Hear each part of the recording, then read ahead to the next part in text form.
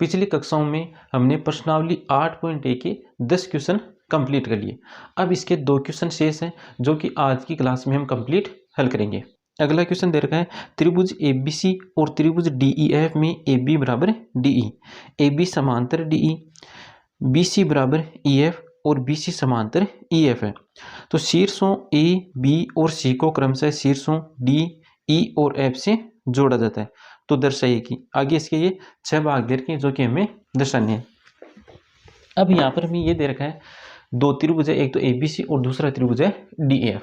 इन दोनों त्रिभुजों में AB बराबर DE, ये AB भुजा इस DE भुजा के बराबर भी है और समांतर भी है। आगे दे रखा है BC बराबर EF और BC समांतर EF। ये जो BC भुजा है इस त्रिभुज ABC की इस DEF त्रिभुज की EF भुजा के बराबर भी है और समांतर भी है।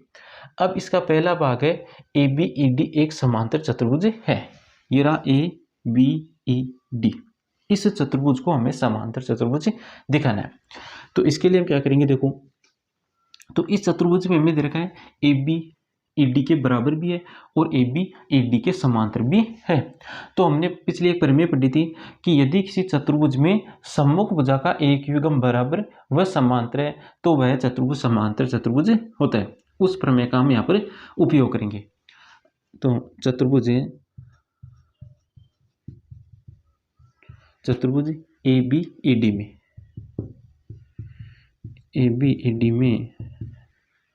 AB बराबर AD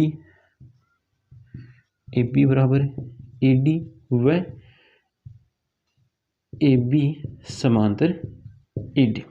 तो इस चतुर्भुज में सम्मुख भुजा का एक, देखो इसके सामने वाली भुजा है, तो सम्मुख भुजा का एक विगम बराबर भी है और समांतर भी है। इसका मतलब ये चतुर्भुज हो गया समांतर चतुर्भुज।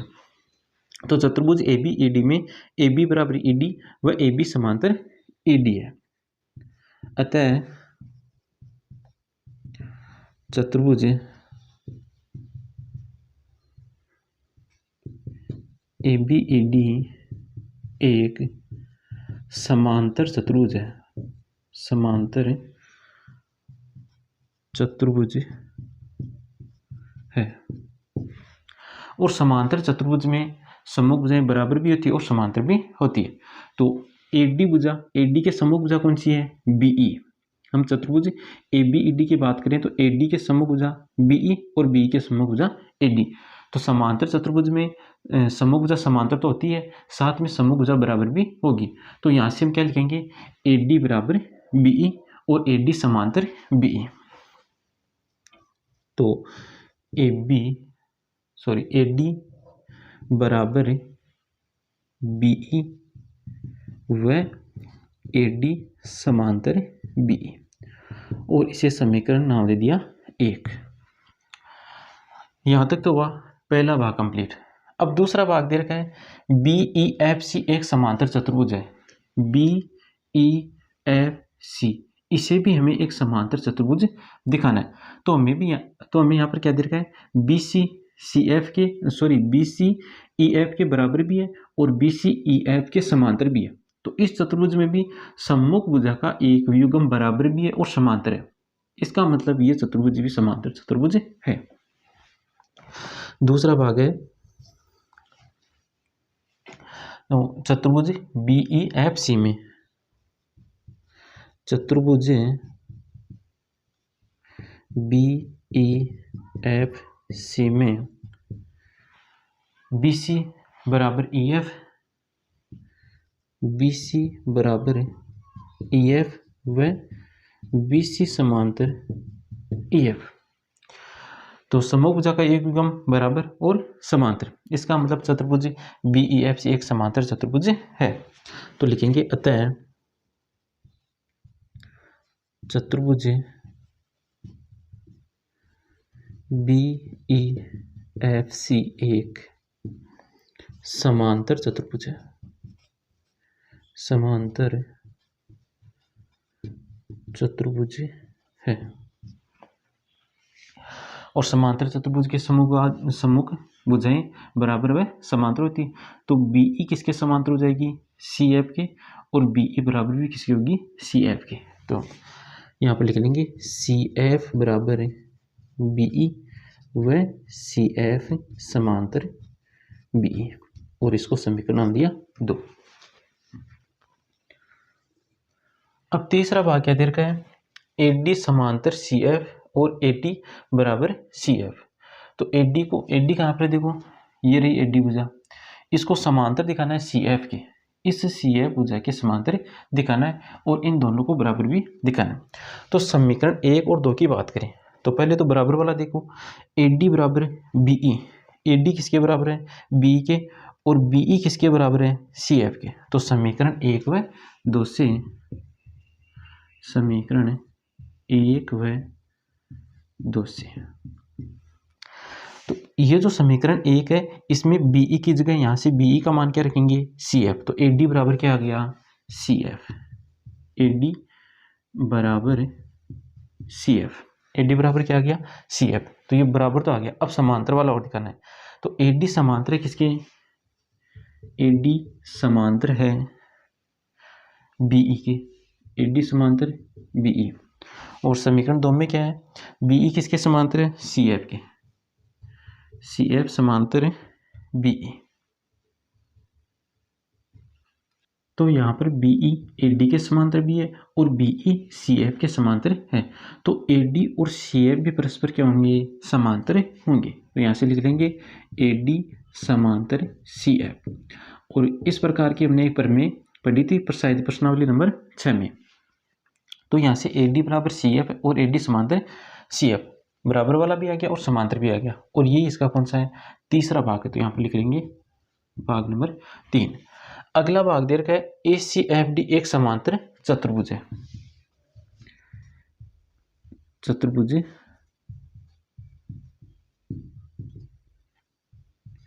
ए सी एफ डी में, इसको हमें समांतर चतुर्भुज दिखाना है। तो ए सी एफ डी देखो कहाँ पर है, ए सी एफ डी, इसको समांतर चतुर्भुज दिखाना है। तो यहाँ पर देखो ए डी सी एफ के बराबर भी है, ये ए डी भुजा, ये वाली भुजा सी एफ के बराबर भी है और समांतर भी है। इसका मतलब ये चतुर्भुज हो गया समांतर चतुर्भुज। यहाँ पर लिख देंगे चतुर्भुज ए सी एफ डी में ए डी बराबर सी एफ व ए डी समांतर सी एफ। तो इस चतुर्भुज में सम्मुख भुजा का एक व्युगम बराबर और समांतर है। इसका मतलब ये चतुर्भुज समांतर चतुर्भुज है। अतः चतुर्भुज ए सी एफ डी एक समांतर चतुर्भुज है, समांतर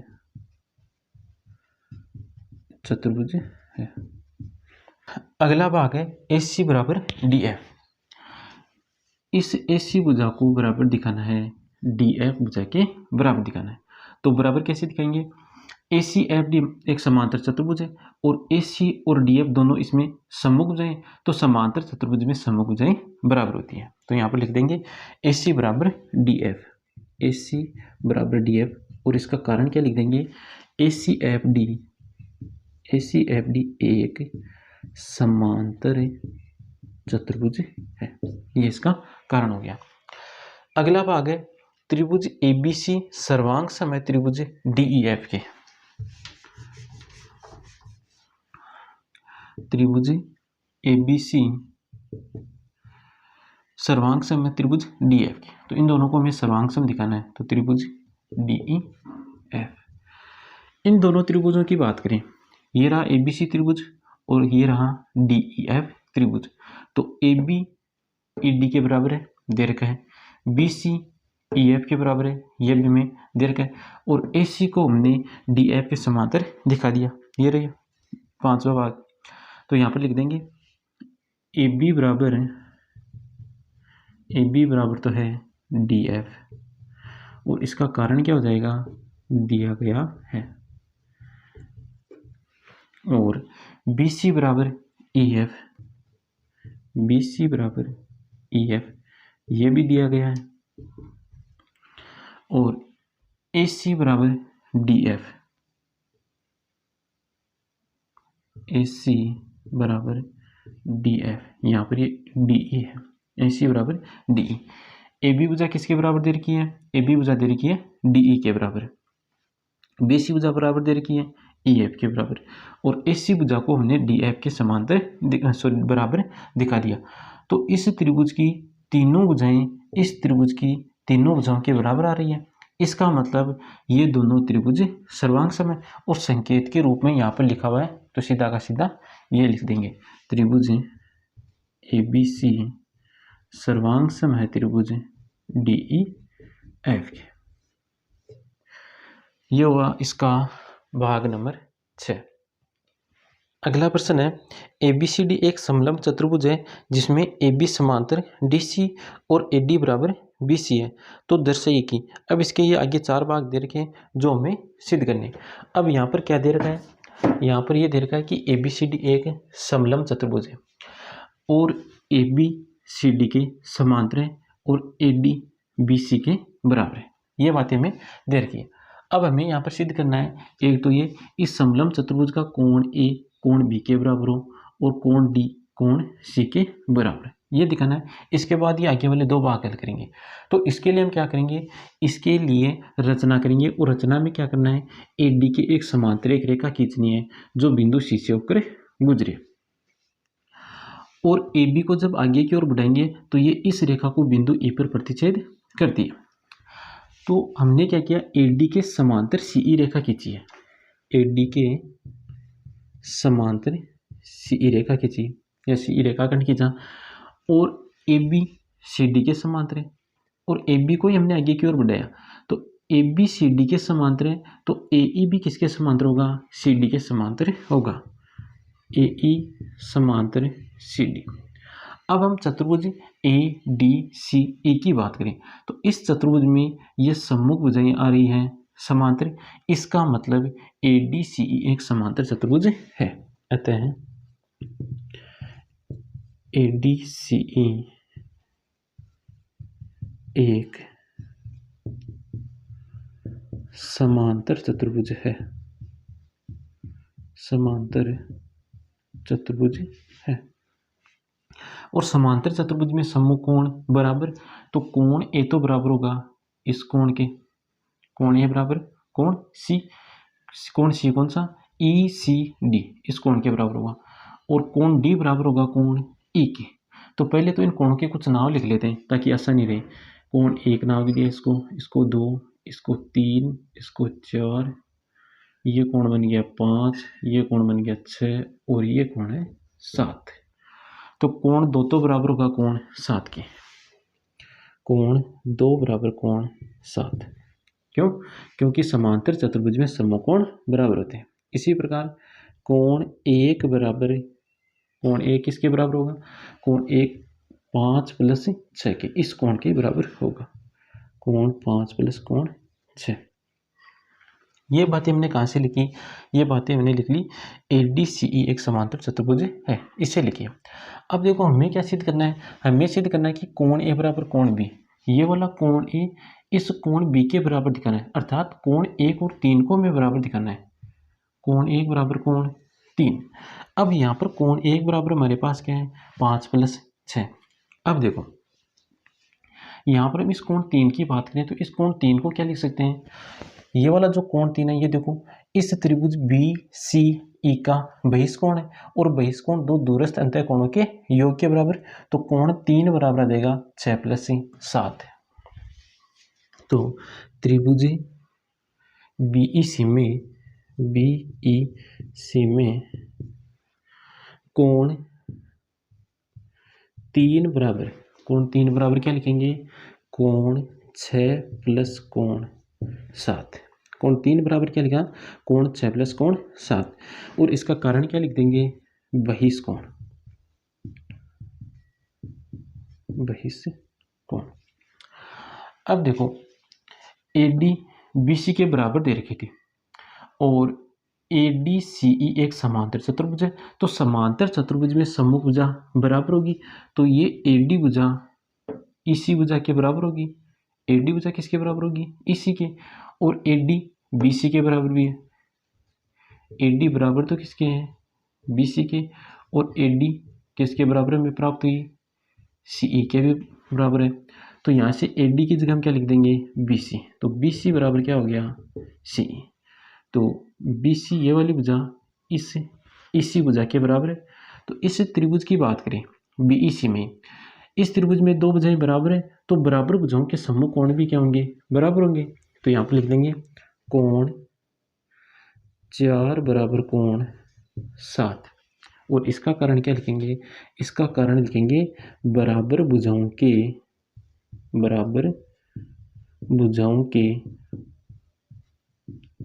सम्मुख कोण, बराबर भुजाओं के सम्मुख कोण।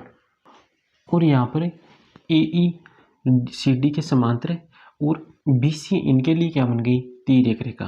तो यहाँ पर लिखेंगे ए ई समांतर सी डी और तिर्यक रेखा क्या है, बी सी। तिर्यक रेखा बी सी। तो इस कोण के युग्म की बात करें, ये वाला कोण युग्म, ये दोनों कोण बन गए एकांतर अंतःकोण। और यहाँ पर ये दोनों समांतर है, तो एकांतर अंतःकोण होंगे बराबर। तो कोण 4 बराबर कोण 5। और इसका कारण क्या लिख देंगे, एकांतर अंतःकोण, एकांतर अंतःकोण। अब यहाँ पर इनके कुछ समीकरण लिख लेंगे। ये समीकरण 1, यह समीकरण 2, यह है समीकरण 3 और यह है समीकरण नंबर 4। अब हमें क्या सिद्ध करना है, हमें सिद्ध करना है कोण 1 बराबर कोण 3। तो यहाँ से हम कोण 1 को लेकर चलेंगे। कोण 1 बराबर कितना है, कोण 1 बराबर है कोण 5 प्लस 6, कोण 5 प्लस कोण 6। अब 5 और 6, कोण 1 में तो क्या रहा है कोण 5 प्लस 6, कोण 3 में क्या रहा है कोण 6 प्लस 7। तो कोण 6 तो दोनों में आ रहा है, हमें बराबर किसे दिखाना है, 5 और 7 को बराबर दिखा देंगे। तो कैसे दिखाएंगे, देखो यहाँ पर हम क्या करेंगे, कोण 5 किसके बराबर है, देखो कोण 5 बराबर है किसके, कोण 4 के। तो इसकी जगह लिखेंगे कोण 4 और इसका कारण आ जाएगा समीकरण नंबर 4। और कोण 4 किसके बराबर है, कोण 4 है कोण 7 के बराबर। तो कोण 1 बराबर कोण 7 प्लस कोण 6। इसका कारण क्या लिख देंगे, समीकरण नंबर 3, समीकरण नंबर 3। और 7 प्लस 6 किसके बराबर है, कोण 7 प्लस 6 कोण 3 के बराबर। तो कोण 1 बराबर क्या आ गया, कोण 3। तो पहले भाग में तो ये हमें सिद्ध करना था। अब दूसरा भाग क्या है, दूसरा भाग है कोण सी बराबर कोण डी। ये वाला कोण सी इस कोण डी के बराबर दिखाना है। ये कोण सी समलंब चतुर्भुज का कोण लेना है, तो ये वाला कोण सी इस कोण डी के में बराबर दिखाना है। तो कोण सी कौन सा कोण है, कोण नंबर 5। इस कोण नंबर 5 को किसके बराबर दिखाना है, कोण 2 के। तो ये दिखाना है हमें कोण 2 बराबर कोण 5। तो यहाँ पर कोण 2 तो किसके बराबर है, कोण 2 है कोण 7 के बराबर है। और 7 किसके बराबर है, 7 है 4 के बराबर। और 4 किसके बराबर है, 5 के बराबर। तो अपने यहाँ पे क्या गया, कोण 2 बराबर कोण 5। तो कोण 2 बराबर है कोण 7 और कोण 7 किसके बराबर है, कोण 7 है कोण 4 के बराबर। तो यहाँ पर लिख देंगे कोण 4 और इसका कारण क्या लिखेंगे, यहाँ पर समीकरण, कौन सी समीकरण है ये, 3 नंबर की। तो समीकरण नंबर 3। और कोण 4 किसके बराबर है, कोण 4 है कोण 5 के बराबर। तो कोण 2 बराबर कोण 5 और कोण 4 की जगह हमने 5 लिखा है, तो वो कहाँ से लिखा है, समीकरण नंबर 4 से, समीकरण 4 से। तो यहाँ पर यही सिद्ध करना था, कोण 2 बराबर कोण 5। अब इसके वापस नाम लिखते हैं, कोण 2 तो कौन सा है, कोण डी है। और कोण 5 कौन सा है, कोण सी। ये कोण सी समलंब चतुर्भुज के कोण की बात करें केवल, इस कोण को शामिल नहीं करना है। और यहाँ पर कोण 1 और कोण 3 की जगह भी इनके नाम लिखेंगे। तो कोण 1 तो है कोण ए बराबर कोण 3 है कोण बी। अब इसका अगला भाग है त्रिभुज ABC सर्वांग सम त्रिभुज BAD। तो ABC त्रिभुज कहाँ पर है, देखो ABC ये वाला त्रिभुज, इस त्रिभुज की बात करें, इसको सर्वांग सम दिखाना है त्रिभुज BAD के, BAD इस त्रिभुज के। तो इन दोनों त्रिभुजों को एक बार अलग से बनाते हैं। यहाँ पर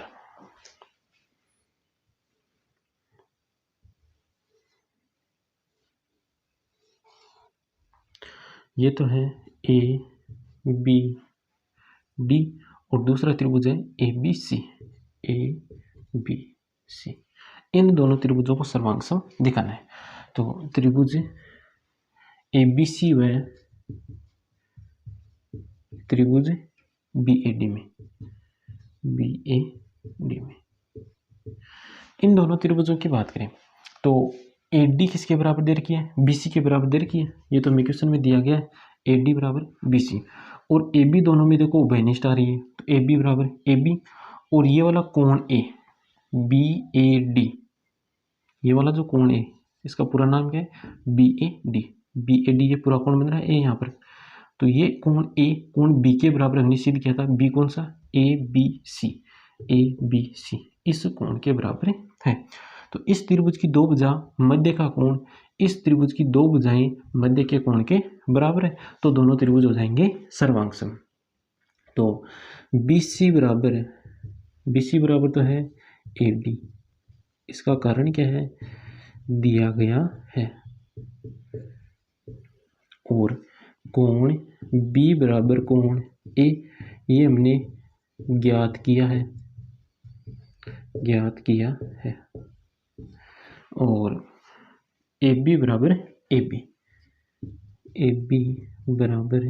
बी, इसका कारण क्या है, उभयनिष्ठ भुजा। तो इस त्रिभुज की दो भुजा मध्य का कोण इस त्रिभुज की दो भुजा मध्य के कोण के बराबर है, तो दोनों त्रिभुज सर्वांग सम। कौन से नियम से, एस ए एस नियम से दोनों त्रिभुज सर्वांग सम है। और सर्वांग सम के रूप में यहाँ पर लिखा हुआ है, तो सीधा सीधा लिख लेते हैं। त्रिभुज ए बी सी सर्वांग सम है त्रिभुज बी ए डी के। और सर्वांग सम त्रिभुजों के संगत भाग बराबर होते हैं। तो हमें भाग कौन सा बराबर दिखाना है, ए सी बराबर बी डी। तो यहाँ पर ए सी भुजा की बात करें, ये रही ए सी भुजा, इस ए सी के संगत भुजा बी डी। और दोनों त्रिभुज सर्वांग सम है, और सर्वांग सम त्रिभुजों के संगत भाग बराबर होते हैं। तो ए सी बराबर बी डी, ये हुआ इसका चौथा भाग। और ये भाग है इसका, ये तो है तीसरा भाग, और ये है इसका दूसरा भाग।